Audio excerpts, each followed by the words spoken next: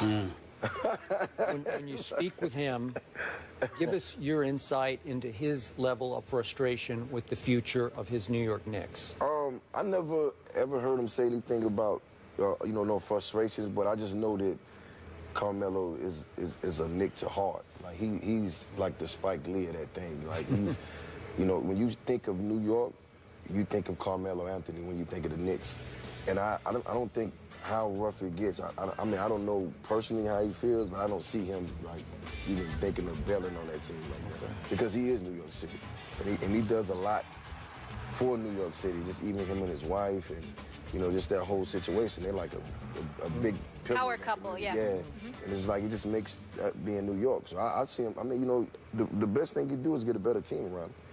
You know what I mean? Hold on. Uh-oh.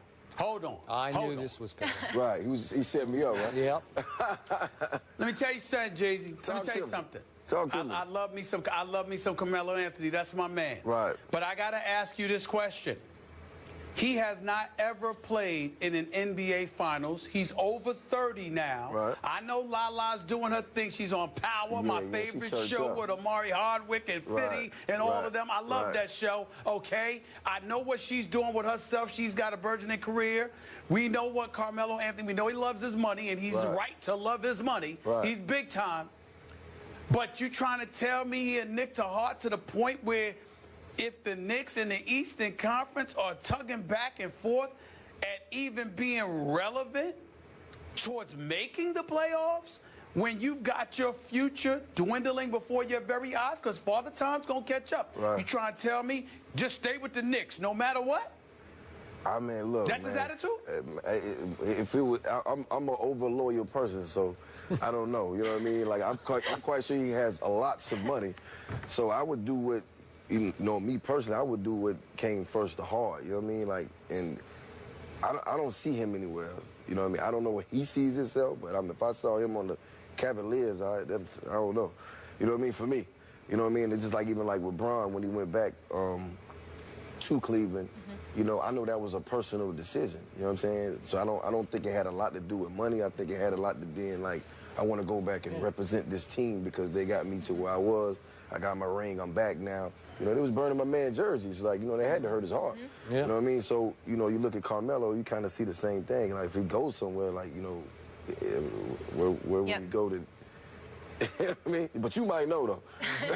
Yes, he might, but he's not going to tell us either. Jeezy, real fast, we have to go to break. Your album comes out Friday, Church in These Streets. Give me one song to help me get up in the morning when that alarm goes off at 5 or work out too. It's called Just Win. Just Win. All right.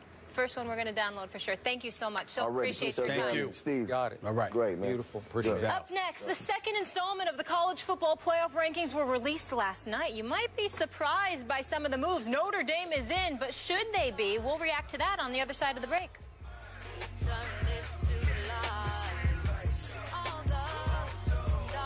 Grammy-nominated rapper Jeezy, his new album Church in These Streets is out on Friday. We welcome you to the desk. So appreciate you being with us. Thank you. All good. I appreciate you. Thank you. So you have continued to evolve as an artist and really use your voice and platform to speak out on political and social issues. So we want to get your thoughts on these Missouri football players who obviously banded together peacefully, protesting, and now their president has resigned, their chancellor stepped down because they, turned a blind eye to a lot of racial discrimination occurring on the campus. What are your thoughts on that and the power of athletes and celebrities in their voices? I mean, I think they led by a perfect example. They, obviously, football is a big deal there. So for them to band together and even decide to do that, I mean, I think it showed excellent leadership, if you ask me, because that's a big deal, especially for the school. And for him to step down, I mean, it definitely showed that he was a bigger band and he took notice, you know what I mean? Because obviously it was going to cause a problem. You got students and people that are paying for their kids to go to college. You got these racial issues going on, and you got a president that's letting them happen. So at the same, at the same time, for him to step down, I think, that was the right thing to do. When you think about the football players getting themselves actively involved and them being college students, any thoughts come through your mind about what lessons professional athletes should take from this particular situation, if anything at all? I recall something happening. Was it the thing that happened with the guy that actually owned the Clippers? And LeBron and all Donald them, Sterling. Yeah, and LeBron and them, you know, started to step up. And, you know, maybe that was something that even encouraged them to feel that they had that much power. Because sometimes, you know, just as an athlete or entertainer, sometimes you don't actually understand the power that you have until, you know, the situation presents itself. So for them to be college kids, I mean, it's 1,000 other things that they could be thinking about. And for them to band together for that type of cause, I just think, you know, it had to start somewhere. And maybe what LeBron then was about to do, let them know that, you know, this is something that we could do together. You know what I mean? So to me, that was a big move. I'm quite sure, you know, their parents and the school was very proud of him. Not the president, though. He's Yeah. Yeah. Well said. he can't be happy. Go one level deeper with this. Okay. I followed your career closely from Thug Motivation 101 up to what you know Political about that? Correct. What you know about I've listened thugging? to all of it. I like it all. I tell you, from my heart, I highly respect your creative genius. Right. Sometimes I'm unsure what ultimate message you want to convey through your lyrics to your fans. Right.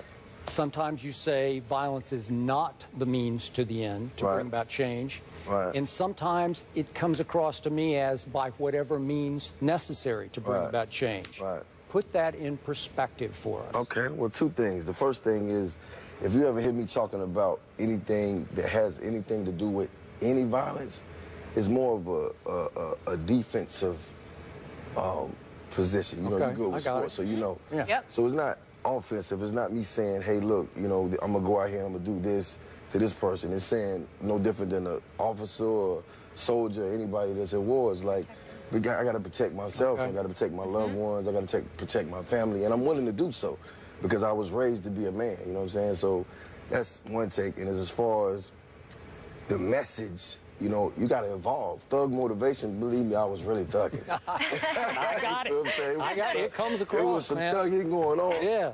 But that thugging, you know, was my past, and that's the only thing that I had that I could actually pull from and tell, you know, people what was really going on, you know what I'm saying? And when I learned that was when I used to write this young lady poems in school that I was trying to talk to, and I could never get her to go on a date, but my words changed the situation. There you go. So as I got into music, I started seeing my words change people's lives, and that's what made me, you know, just kind of go harder. But that was one step of it. But so if you go from thug motivation all the way to church in these streets, that's the evolution of Jeezy, and I'm gonna continue to evolve. So, you know, when you're a leader, you have to lead. You know what I mean? So I can only tell you what I know. You know what I'm saying? So I don't know a lot about sports. I don't know a lot about fixing cars or building houses, but I can tell you about life because I actually had a chance to live it. You have. So when you hear that, that's what you. I like that. Yeah. What's the message in church in these streets? Sorry, Stephen A. I mean, church in these streets was basically, you know, my grandmother raised me to be, you know, Baptist, you know, go to church, Sunday school, had the Easter speech, everything. But that's the only thing that really kept me balanced. You know what I mean? As a human being, as a man, as a person. You know what I mean? As a father. And you know, I just think sometimes we kind of forget that.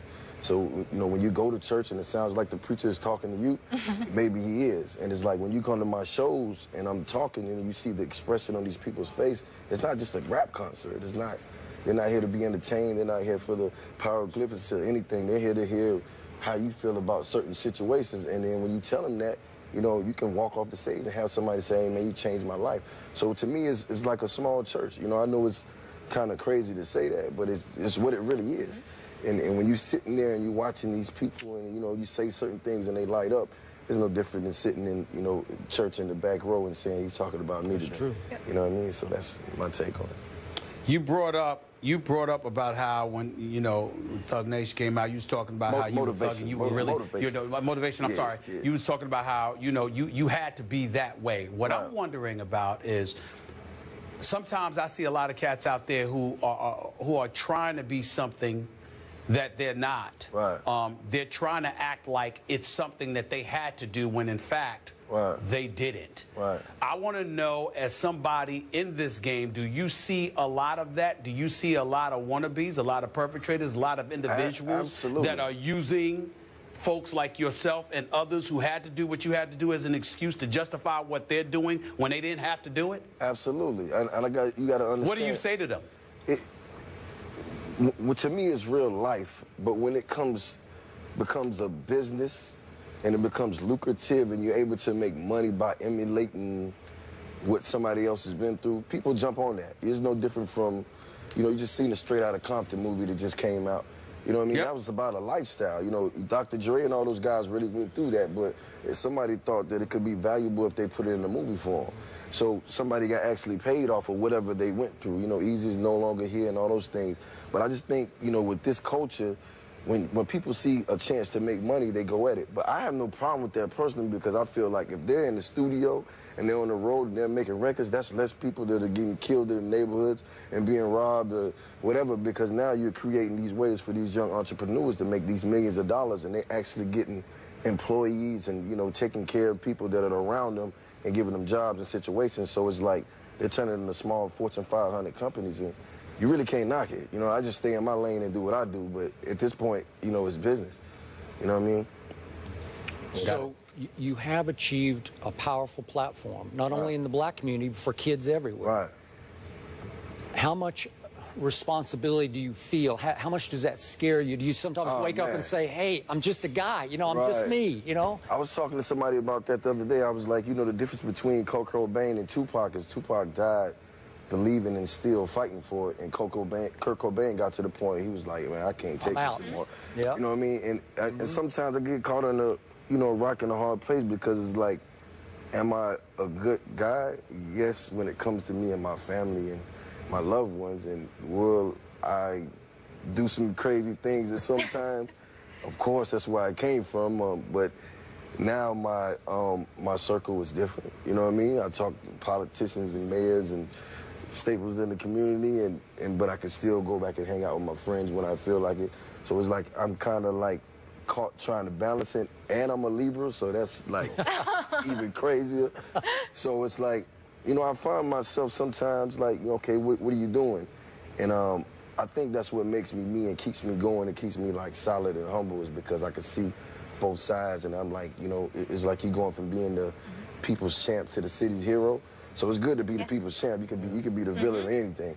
When you start being the city's hero, you kind of got to watch, you know, what you do, because it's like, you know, you can do one bad thing and then everybody's like, oh man, see, he's never going to change.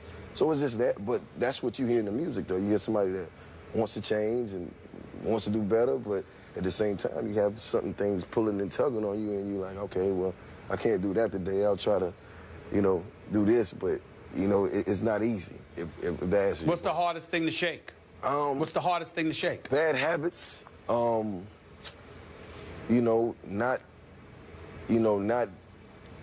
being as open as changed as you should be.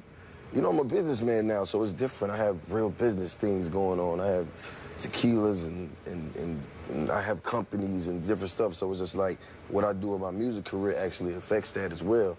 And it wasn't like that at first. So now that's kind of hard to shake, because it's like now I got to make sure I'm on my A game, because everything could collapse now just by me speaking how I feel about certain things. You know how it go. You say the wrong lyric and then, you know, everybody's on you and all these you know I know. Right.